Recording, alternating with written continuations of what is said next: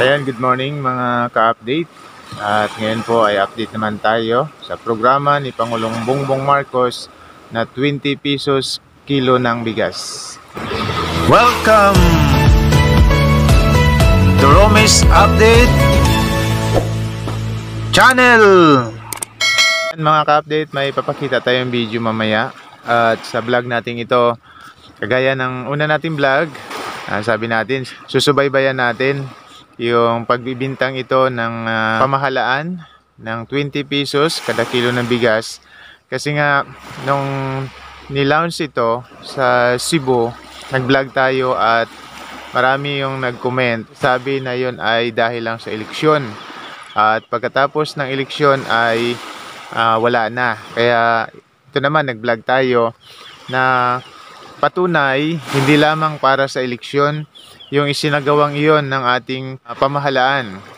Bagkus nga, sinabi nga ng ating Pangulo na hindi lamang ito pangako na gawing 20 pesos ang kilo ng bigas, hindi lamang dahil sa pangako niya kung bakit niya ginawa, kundi dahil sa kanyang layunin na walang magutom na mga Pilipino.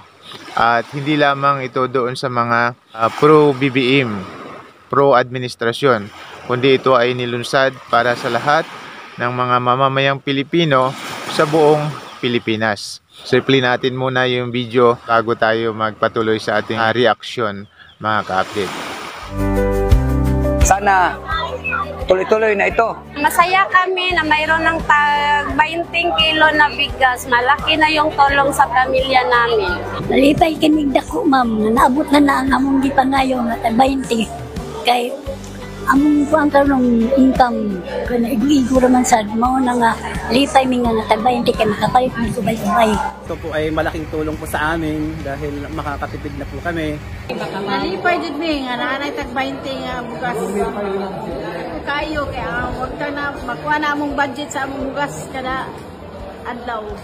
Nalipay gyud mi nga ning abot na ang 20 pesos nga gisaan. Sa atong presidente, salamat kay imo nang gituman ang tag 20 pesos nga bugas.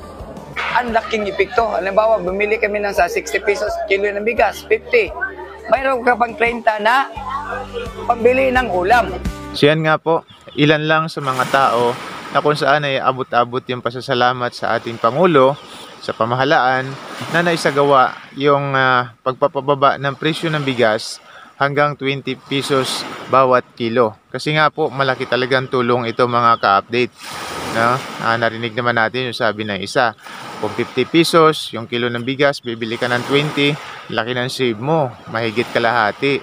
At makakatulong na yon, hindi lang pambili ng ulam, kundi pambili pa ng mga maraming pangangailangan. No? Pwede nang ma-budget. So yung mga picture na ating i-insert dyan, mga ka-update, ay yan yung patunay na maraming mga lugar, na particular sa Cebu, yung narating na ng programang ito ng ating Pangulo doon sa Asturias, Cebu, sa Dumanjog, Cebu, at Santander, Cebu. Ito yung dulong katimugang bahagi ng Cebu.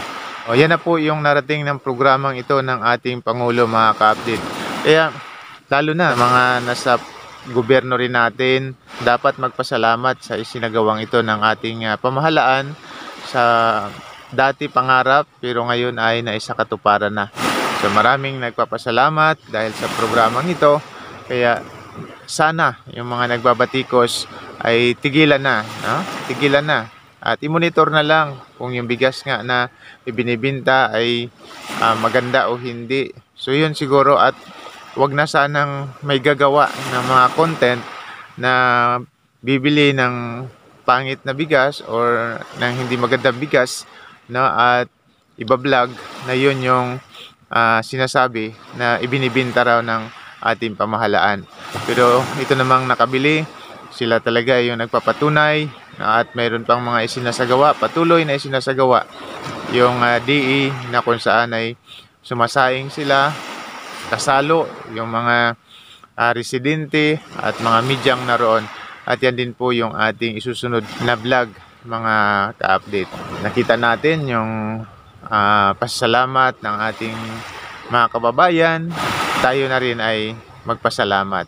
No? Saludo tayo sa adhikaing ito ng ating mahal na Pangulo, Bongbong Marcos. Okay?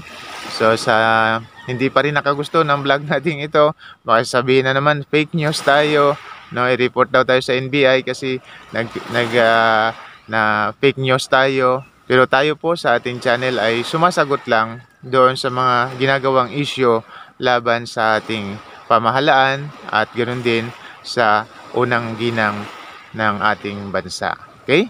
So sa hindi nakagusto ng ating vlog, humingi po ako ng pasensya. Pero lagi po nating sinasabi, tayo po ay nasa katotohanan lamang. Sa nakagusto naman ng ating vlog na to, palike na lang po sa ating video, pa-share na din po, at pa-subscribe na rin po sa aming maliit na channel. Okay po? Muli, maraming salamat. Glory to our Lord Jesus Christ, and God bless po sa ating lahat.